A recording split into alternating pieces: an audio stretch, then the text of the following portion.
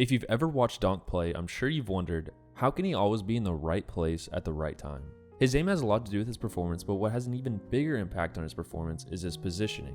In this video, we're going to cover the art of positioning and how you can leverage this skill to have a bigger impact in your matches and win more games. But before we do that, a word from today's sponsor. If you've ever watched tennis, it becomes apparent that these athletes are highly skilled at hitting the ball, but also equally skilled at predicting the movement of the ball and their opponent, while also positioning themselves accordingly to make their next shot easier. While all this is going on, they're hitting the ball to make it as hard as possible for their opponent to return it. Everything that happens in the court is highly calculated. Similar in CS, the best players in the world are highly skilled at not only hitting their shots, but also predicting the movement of the enemy. Whether you're holding an angle, trading a teammate, or rotating to support your team, being in the right place at the right time can make the difference between an average player and a great player. Before we dive into the details on positioning, it's important to note the relationship that game sense and positioning share. As your game sense increases, your ability to position yourself on the map will also increase. It would be impossible for a beginner player to have high level positioning without a high level of game sense. So if you're interested in finding out more about game sense, I posted a video recently covering this topic. Link to that will be in the description. This video will be divided into two pieces, T side and CT side. Let's start with T side. Hands down, the most important concept to master is trading. Always allowing yourself to be tradable, or always being in a situation to trade a teammate, is the fastest way to put you and your team in an optimal situation for winning a fight. A quick way to immediately improve this skill is to have a mental checklist as you take sight. This checklist will have two items. First, ask yourself, am I close enough to trade my teammate? Second, is my team close enough to me so I can be tradable? In order to do this, just quickly glance at the minimap or take note of the distance between you and your teammate that's in front of you. Ideally, when someone swings an angle, another teammate is going to be swinging immediately behind them to trade. This will allow minimal time for your opponent to respond to multiple enemies on their screen. A common theme that I saw as I progressed through every Faceit rank and even sometimes in my level 10 lobbies is people playing post plants wrong.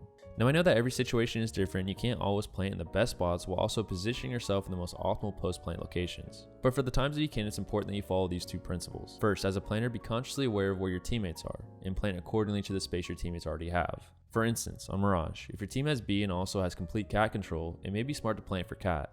Also, while you're planting, verbalize where you're planting for so your teammates are aware of how they should be playing post plant. If you're playing in lower elo and you know your teammates won't care about your plant location or even listen to you, you need to take that space yourself to ensure for a good post plant.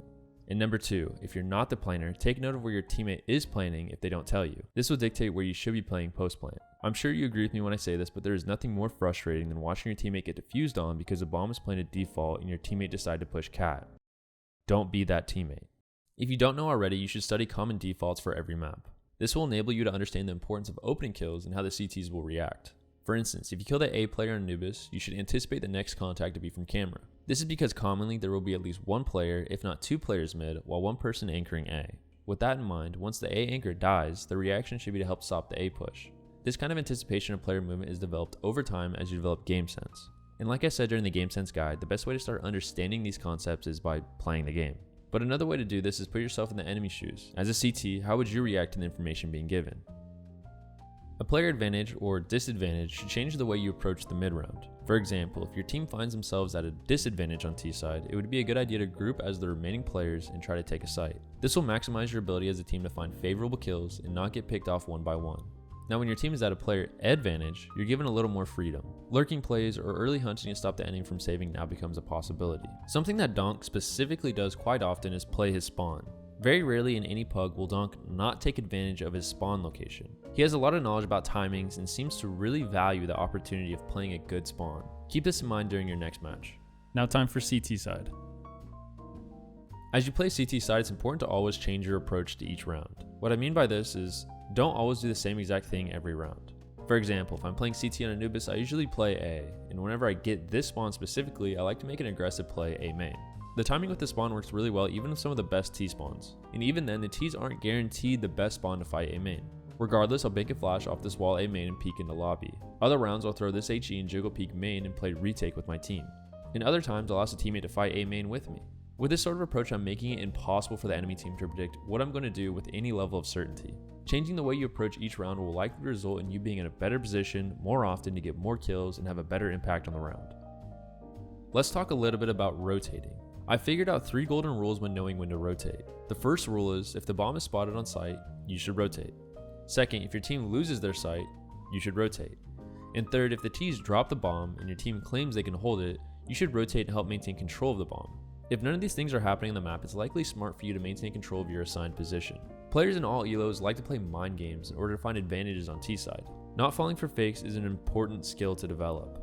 With all that said, the only position that this really doesn't apply to is rotate positions. Spots like second mid on Anubis, second mid on Ancient, and game helper on Dust 2 are all positions that rotating early is acceptable based on the nature of their position.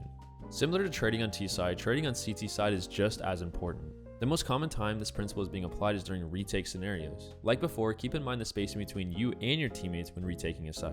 Another important concept to work on is knowing when to save and when to attempt a retake. All too often I see in lower elos players insisting on fighting 1v5s even after the bomb has been planted for 20 seconds. Things to consider when deciding to retake are A. Do you have a kit? B. How long has a bomb been planted? C. How many players are left alive on my team in relation to the enemy team? And D. Is this the last round? And is this a must-win round for us? With how CT economy works, it's crucial that you don't waste any guns in situations that are virtually unwinnable. Just like before in T-side, player advantages should directly influence how you decide to position yourself on the map. If you find yourself in a player disadvantage, it's a smart idea to do what is called gamble stacking a site. The concept behind this is essentially putting all your eggs in one basket. The odds of someone holding a site as one during a player disadvantage is very low, but if your team gets lucky and they play into you, the odds of holding a site or an area on the map with 3 players becomes much higher. This will also put your team in an optimal position to save if need be. On the flip side of this, when you're in a player advantage, you should be very cautious about the 1v1s you're taking. The only way the T's can get back into the round and be in a favorable position is if you and your teammates allow them to win several 1v1s. Generally speaking, in a 1v1 scenario, the T's will have the advantage. This is especially true if the bomb is planted. An honorable mention to help with positioning is to learn some off angles to help get easier kills. I made a video on this a while back that I strongly suggest you check out. Link to that will be in the description. Positioning and game sense really do go hand in hand, and just like game sense, positioning is something that takes a long time to develop. There is no better way to go about gaining experience than to just play the game. Something that I always mention in my videos is to review your own demos. You can fast track your improvement by being very critical about your positioning while you review your own gameplay. If you haven't checked out my game sense guide yet, I strongly recommend that you do so. Before I close out the video, I want to quickly thank all the Ride or Die YouTube members. I say it every time, but I really do appreciate your support. Each member that joins the channel gets me one step closer to making YouTube my full-time job. So seriously, thank you. Also, if you're looking for a community to join, be sure to check out the Discord. Link to that will be in the description. And one more thing, if you're watching this video the day it comes out, you're just in time to make it to the live stream that will be hosted Sunday the 4th of August at 11 a.m. Eastern time. I'll be giving away a Huntsman knife lore as a thank you to 10,000 subscribers. But that's all I got. If you enjoyed the video, be sure to leave a like, and if you want to stay up to date with my content, be sure to subscribe and hit the bell to be notified. Thanks for watching.